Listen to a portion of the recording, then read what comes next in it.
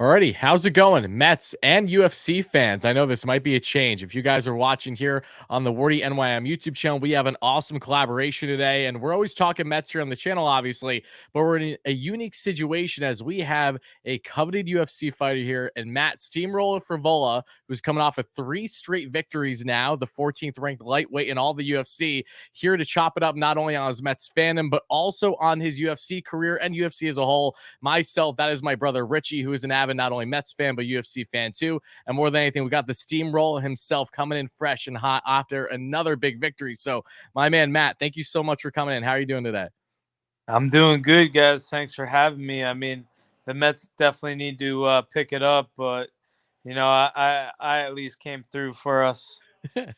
You did come through exactly at the time of recording this, because I'll probably post this at least a couple days after when the time's right. This is after the Mets split their series with the Nationals, and I mean, I've been ranting every single day talking about this team the past couple of weeks. It hasn't been all that fun, but again, true Mets fans, we stay through and through, no matter the win or losses, right? And I know that's something that you can certainly relate with. Yeah, no doubt. I think we just get this out of the way now. Get the funk out, get it all out now, and then build the momentum through the All Star break, right into the playoffs, and we keep it going. So we're getting it out now, and yeah, man, it's I'm pumped. It's gonna be a fun summer.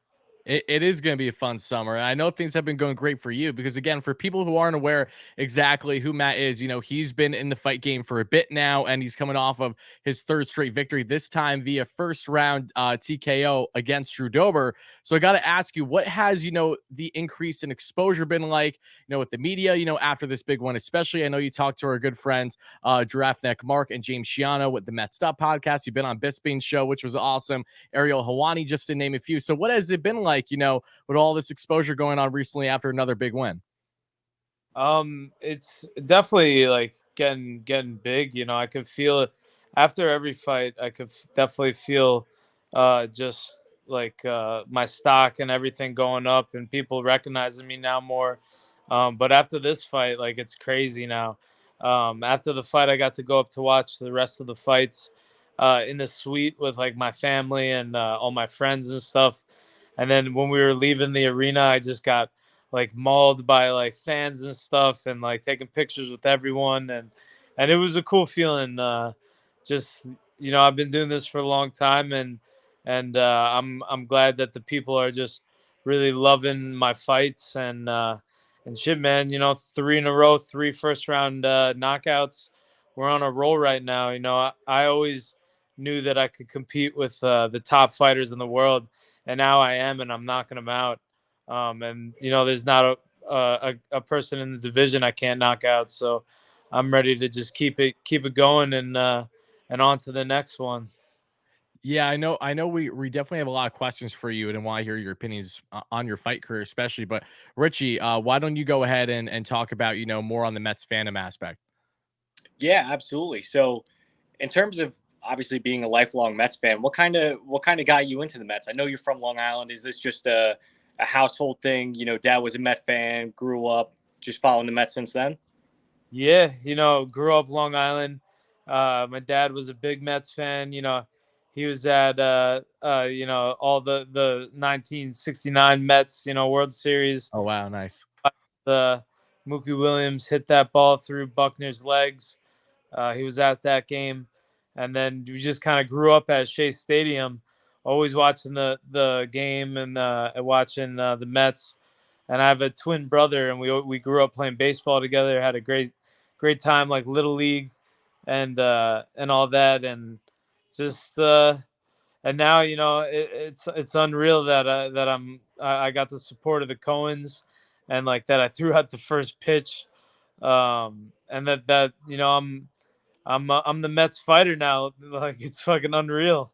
Yeah, you are the Mets fighter, and we see the graphic that athlete logos did for you, the Air Uh, Frivola, which looks so sick. Make sure to get those t-shirts. You can check them out on either Athlete Logos Twitter or Matt Steamroller Frivola's Twitter as well. But yeah, talking about throwing that first pitch, just to expand a little bit more, what was that experience like for you? I personally, I've had the privilege of meeting Steve Cohen a couple months ago, and that was an electric feeling for myself. So I want to ask for you, what was that experience like? Getting the first pitch, like growing up a diehard Mets fan and kind of being the staple, as you said, the face of the Mets in the fight game right now. That has to feel pretty damn cool.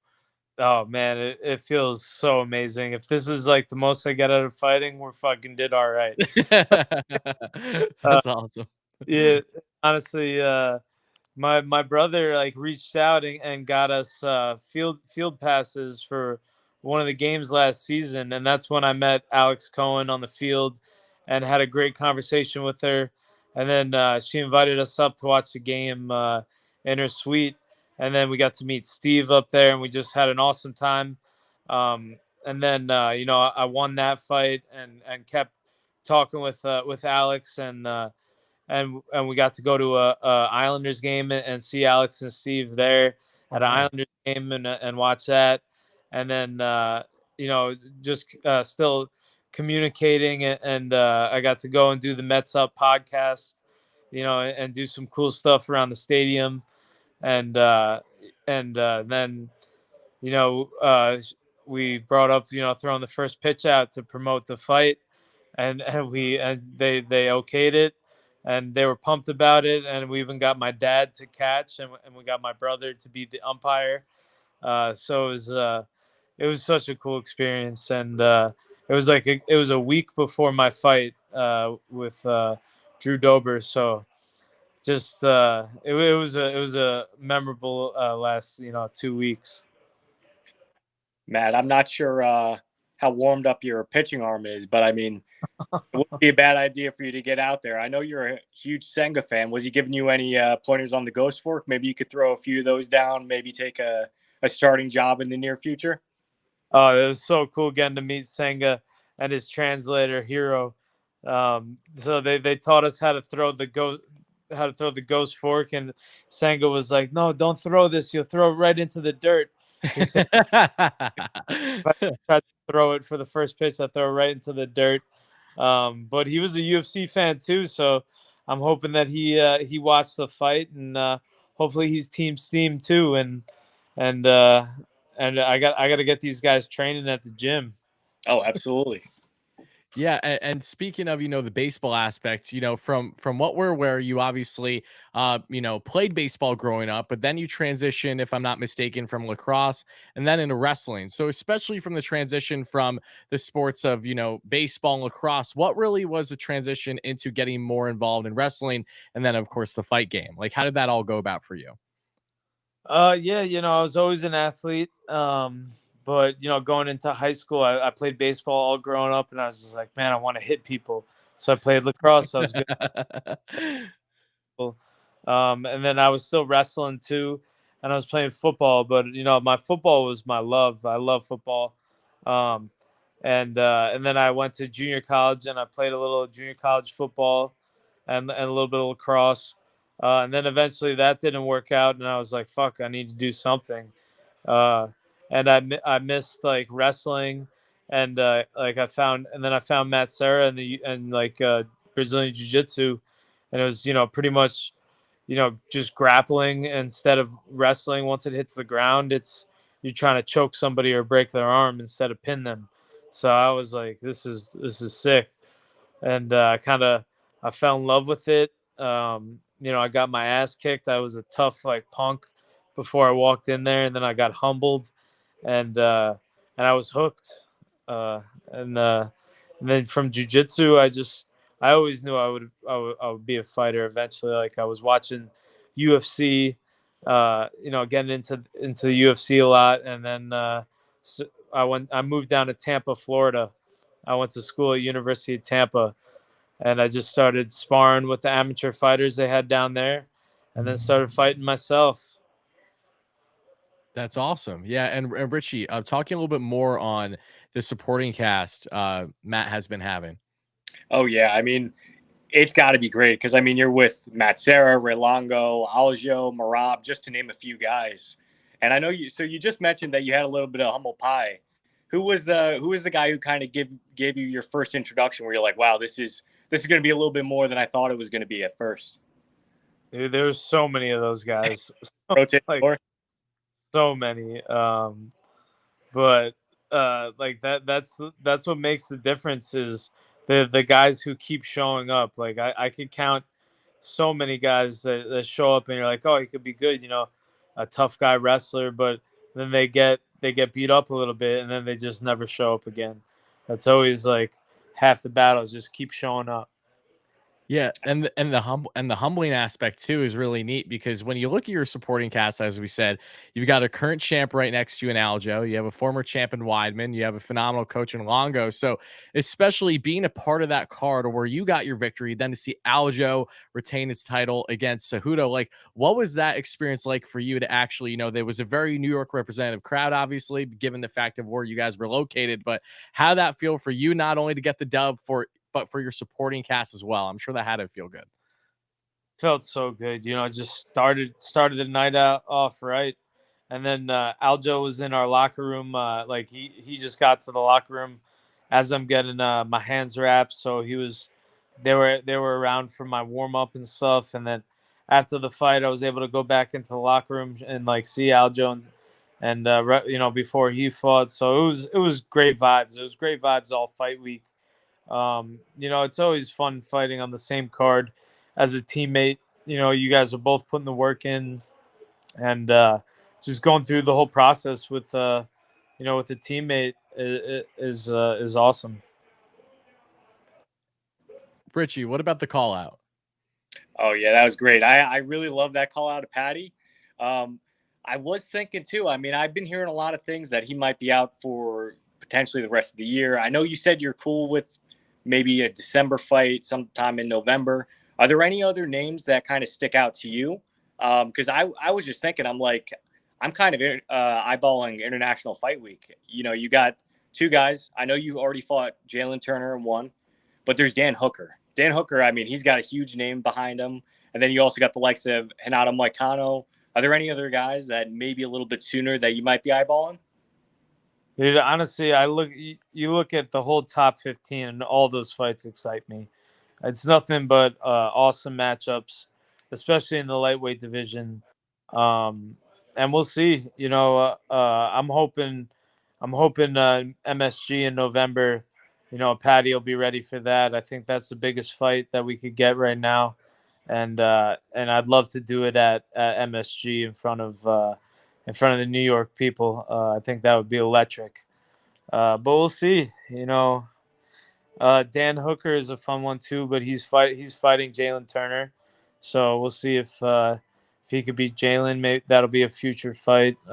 There's so many, and I know all these guys. I've been watching a lot of these guys for years, and it's so cool now. I'm in the mix. Big Daddy Steam is in the mix, and Right. these guys got to watch out now. Go ahead, Richie. Yeah, and so you mentioned you're in the mix. I mean, just these past two fights. So you took out Drew Dober, who's tied with Dustin Poirier for the most knockouts in the lightweight division, and you took him out not very easily. Well, I don't want to say easily, but you came out pretty much unscathed. And then you just went through a Zaitar, who he was undefeated at the time, a knockout machine. So you're now dispatching guys who make a living in the pocket, and now you're doing the same exact thing. So what pretty much changed? It seems like something might have changed in 2022 that really got you into this now groove of this 3 knockout streak that you're on. Is there anything that particularly changed, whether it be with your fight camp or your preparation, that really went into this? I think it had to be Coach Longo wanted me to box more. He wanted me to really focus on my boxing and my head movement and just my hands. So we've been doing a lot of boxing, and I think he was right. I told him, you say I do, Coach, make me the next Long Island champion. He wants me to box. I box, and then I knock the last 3 guys out with my hands. So he's got my trust, and we're rolling. Yeah, it sounds like to me. I mean, with the streak you're on, I mean, Marab, Aljo. I mean, I think this could be the camp of the year come the end of the year. I mean, we'll see, but I mean, you guys are on a crazy hot streak now. It's got to be an amazing feeling. Yeah, 100%. And we just have so many more fights coming too, and so many young up and coming guys coming. It's going to be a fun year. Absolutely. And I did want to ask, I've been actually following Billy Q for a while. I mean, how's it like training with him? Because I feel like he's one of those guys where, especially in featherweight, I mean, there's only a few guys that you can really put at the top of the list who it just seems like they never run out of gas. Is he just one of those guys where you just love training with, and no matter what, you know that you're going to get those rounds in with him? Oh yeah, he's a dog, and he's one of those guys doesn't stop coming forward. He breaks people with his pressure. He melts people, and I'm excited for him. He should be announcing a fight soon. Awesome. So definitely going to be getting down to Tampa and getting some work with him and having him up to Strong Island to get some work, and then we might link up in Vegas. So gonna make some moves this summer, and it's gonna be nice. And you talk about the excitement level, not only being with him, but excitement for me is, of course, when you're hearing Narco. And that's what you walked out of when you, of course, did your last fight. So, Richie, I wanted to bring this up, especially because what was the potential reasoning outside of Edwin Diaz, if at all, walking out to that? What was that experience like? Because, there might be an inner meaning there. Richie, what exactly is that? Yeah, Me or Matt? Yeah. No, I'm talking to Richie. Yeah. And then going to Matt. Oh yeah, so I was just thinking of this too, and definitely want to get your opinion, Matt. Um, so Edwin's always talked about kind of like an El Matador kind of mindset, one man in, one man out. Is that kind of the same mindset that you're carrying whenever you hear Narco? yeah, that's a good way to put it. I get the bullfighting vibes right when I hear it, like it's like a stare down, like a face off, and it's just perfect. It gets my blood going, it gets me focused, it gets me dialed in, and represents my team, represents my city, um, and it's just the perfect song. I've always changed songs throughout my career, and I would always say, when I found one, I would know it, and it would stick, and Narco stuck, and that's my song now, and I'm pumped to rep it with Edwin and the Mets. And speaking on Edwin and him being the all-star closer that he is, and we can't wait to get him back from his injury. I think this is an awesome segue into you when you think throughout your career, either a fighter that you looked up to or currently that you witness. What is one, if any, that stands out as a guy that can be that closer in the championship round specifically, just like how Edwin is such a great closer in his own right? Cool.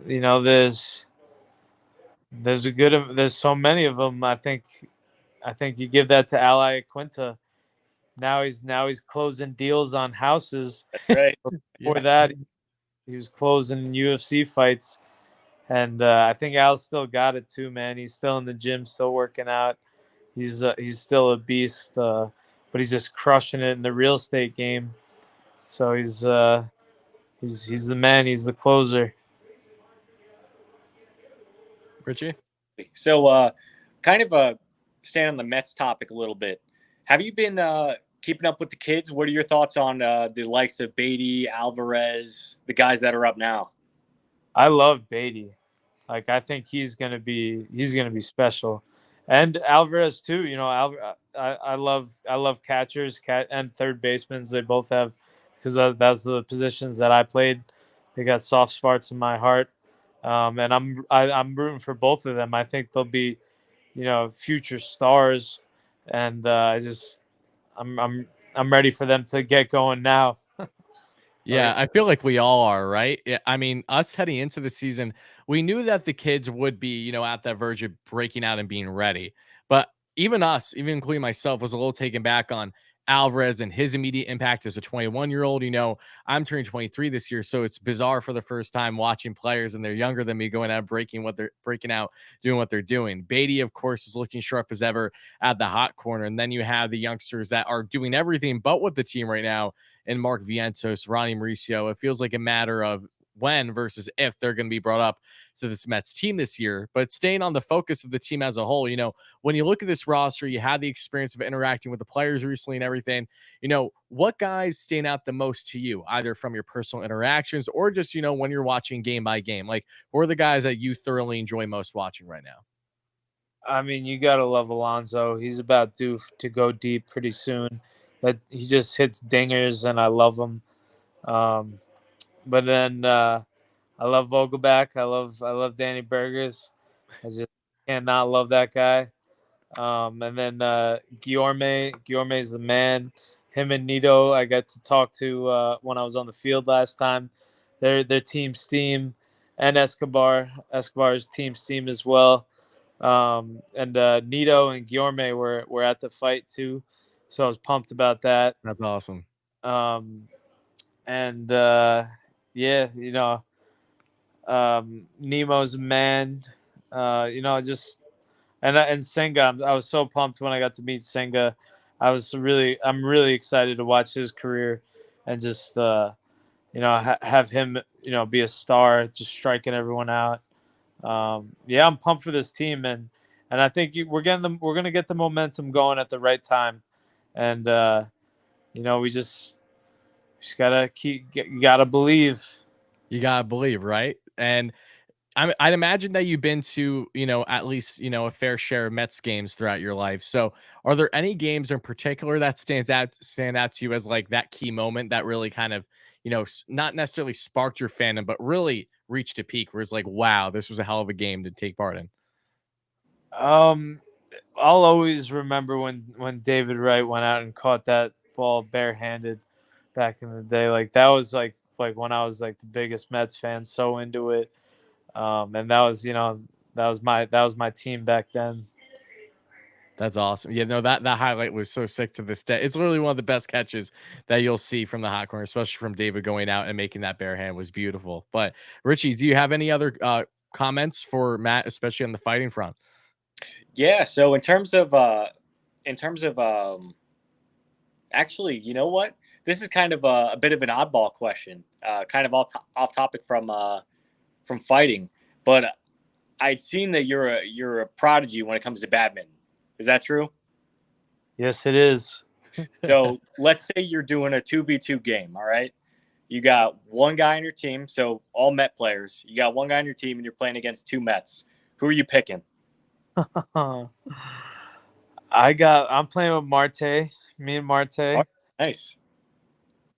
and then we're playing against Nito and Vogelback. Oh, beautiful choices, Matt. That's great. Oh, I could just the thought of that game taking place. I would spend top dollar for that. Yeah. The same way that I will too. If you do in fact fight at MSG this year, I'm gonna make sure that my ass is there because that's a lock. I both my brother and I we have yet to actually attend a UFC fight, so that's something that we really hope that we can do later this year. And you being the first would be really, really cool to be witnessing and be a part of. But also staying on the garden topic, have you ever fought in MSG before? And my apologies in advance if you have, and I'm not aware of this. Yeah. I fought Ottman at MSG, and then I fought Lando Venata at MSG back in 2018. Okay. Yeah, and Lando fight was a crazy back and forth fight, and it actually ended in a draw. But I definitely won that fight, but it ended in a draw. But then the Ottman fight, I got that clean first round knockout. Every time I fight at MSG, I show up and have a great fight. Yeah, the vibes have to feel different, right? Because you're in your home state and everything. MSG, the best arena imaginable for any sporting event for that matter. I've been there plenty of times. My brother and I were Ranger fans. Apologies if you're an Islanders fan. We're not trying to start a feud or anything. But we always have a great time. We're at the Garden. It seems like you do too. Yeah, 100%. New York sports. New York sports, exactly. Richie, anything else before we get close to wrapping this up? Yeah, I know you've done a lot of things when you were younger. Is there anything that you could see yourself doing now? Like, let's say you're not in the UFC. If this was a different mat, a different steamroller, what would you be doing? Man, you know, I maybe would have stayed in the army and maybe done something more in the army with the military. I could have seen myself doing that. Um, If not, working construction with the family, working on the business, helping my brother out, helping my dad out. We'll see, but I think it all worked out. I'm gonna ride this train until the wheels fall off. At least another like 5 more years. Oh, Yeah, absolutely. I I think feel like that this is the beginning for the steamroller, right? You got 3 straight beautiful, fresh first round wins. Now you're calling out Patty, which I'm in agreement on. I think that would be an awesome fight should that come to fruition. I think stylistically it'd be a really nice fight for you too. And the personalities as well. That's obviously entertaining because you've given your kudos, which is nice and I appreciate too, right? Like there's no ill will. You would love the fight, it would be great for the fans. And I think so too. So, you know, going to get another win feels inevitable. You're going to get in that top 10. I think from there, it won't be too long until you're really in a spot where it's like, holy shit, it's the effing steamroller. Like, I feel like that is with you as is. So I can only imagine what the next year or two is going to be like for you. The bar is really high. It really is. Yeah, I appreciate it, man. Like the time is now. I've been saying it. I'm in the prime of my life. I got the momentum on my side. I'm ready to make my title run right now. And I think it's all coming together. So I'm excited. Yeah, oh, no, we're excited for you too. Go ahead, Richie. I did have a question. So with the prep for Drew Dober, so Drew's one of those guys who it just seems like he gets better with the more damage that's done on him. I mean, his recovery is immaculate. Was it a point in camp where Ray, Matt, or anybody in your camp who's like, hey, once you get him hurt, you can't let him recover? Was that a sticking point for the camp preparation for you? No, not really. I think, but I definitely knew that, really for anybody, if I hurt anybody and I smell blood, I go for the finish. But I knew that Drew, was tough and has come back from getting hurt before, which excited me. That's just what that, that's me. He's a warrior. But I heard him. He dropped, and I was going for the finish, and we got it. We got the finish, so I was pumped. Yeah, no, we were pumped too. I would be lying if I said I didn't. I had a two pick parlay that night. It was you and it was Aljo. So it was a fantastic night. It really was, repping the New York boys as always. So Matt, again, I can't begin to thank you enough for coming on and doing this. Again, you're the first UFC fighter that we had on the channel too. So I really hope our Mets fans that aren't, say, in tune with UFC too much, please make sure to check out Matt Steamroller Frevola. Again, he's just getting started. He's on a 3-fight win streak right now, and a lot more has come. I feel very strong in saying that. And of course, shout out to you, Richie, as well for being a part of this. My brother, funny enough, I've been doing YouTube for 3 years. This is only the second time that he's actually done any content with me. So when we have an occasion with a UFC beauty like you, I mean, we had to make it happen. So again, Matt, thank you so much for coming on and doing this, and we wish you nothing but success for the remainder of the year and, of course, the rest of your career. Yeah, thank you guys for having me. Let's go Mets. Let's go, Mets. Let's go, Steamroller. Let's go, Ooh. Steamroller. Hopefully I can see you guys at a game or something. Absolutely.